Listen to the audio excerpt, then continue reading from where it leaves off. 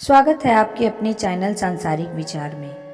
आज हम बात करेंगे राधा का मृत्यु कैसे हुआ, श्री कृष्ण से राधा अलग क्यों हुई, श्री कृष्णा जी ने अपनी बांसुरी को क्यों तोड़ा।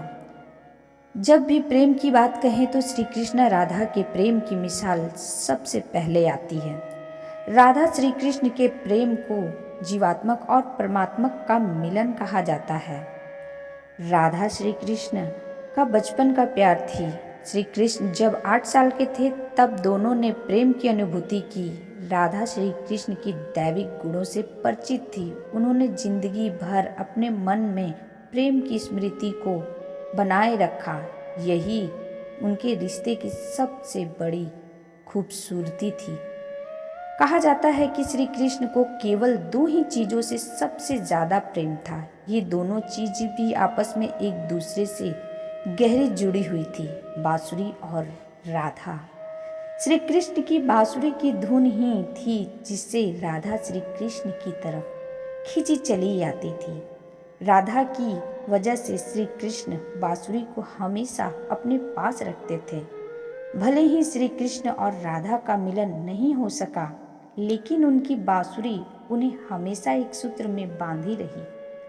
भगवान श्री कृष्ण ने राधा को पहली बार तब अलग हुए थे जब मामा कंस ने बलराम और कृष्ण को आमंत्रित किया था। वृंदावन के लोग यह खबर सुनकर बहुत ही दुखी हो गए थे। मथुरा जाने से पहले श्री कृष्ण ने राधा से मिलने को कहा था और राधा श्री कृष्ण के मन में चल रही गतिविधियों को जानती थी। राधा को अलविदा कहकर कृष्ण उनसे दूर चले गए।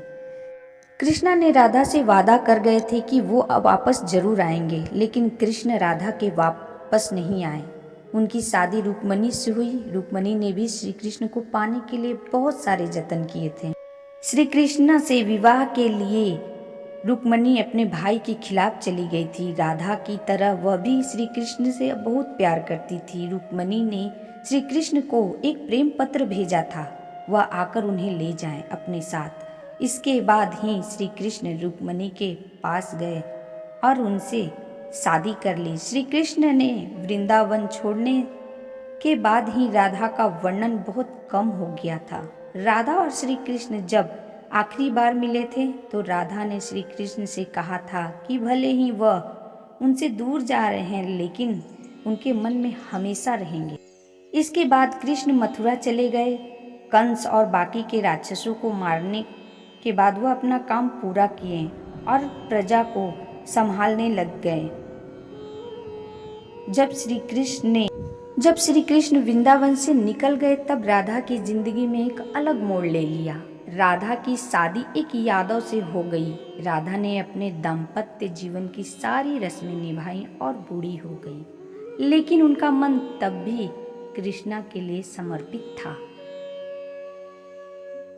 राधा ने पत्नी के तौर पर अपने सारे कर्तव्य को पूरा किया। दूसरी तरफ कृष्ण ने अपने दैत्य कर्तव्य को भी पूरा किया। सारे कर्तव्य से मुक्त होने के बाद राधा आखिरी बार अपने प्रीतम कृष्ण से मिलने गई। जब वह द्वारिका पहुंची तो उन्होंने कृष्ण से रुक्मणी और सत्यभामा के विवाह के बारे में सुना, लेकिन तब भी वह दुखी नहीं हुई। जब कृष्ण ने राधा को देखा तो बहुत प्रसन्न हुई। दोनों संकेतों की भाषा में बहुत देर तक एक दूसरों से बातें की।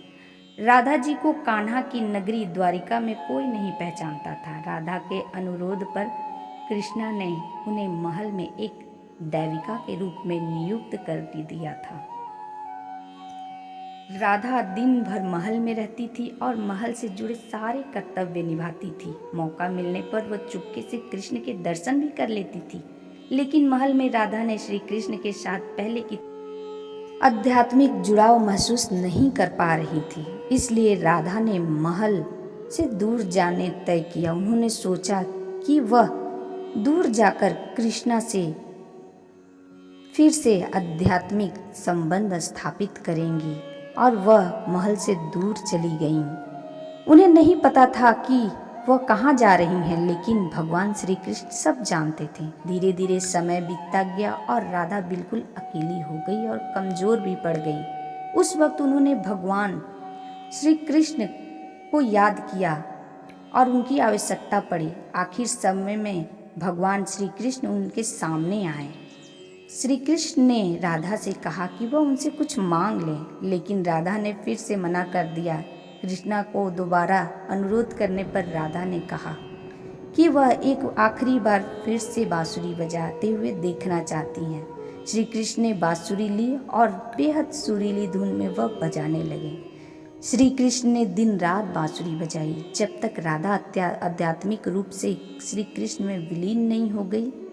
तब तक श्री कृष्णा ने बांसुरी बजाना नहीं छोड़ा और फिर राधा श्री कृष्ण की बांसुरी को सुनते सुनते अपने शरीर को त्याग दिया। हालांकि भगवान श्री कृष्ण जानते थे कि उनका प्रेम अमर नहीं है, इसके बावजूद भी राधा के मृत्यु को बर्दाश्त नहीं कर पाए।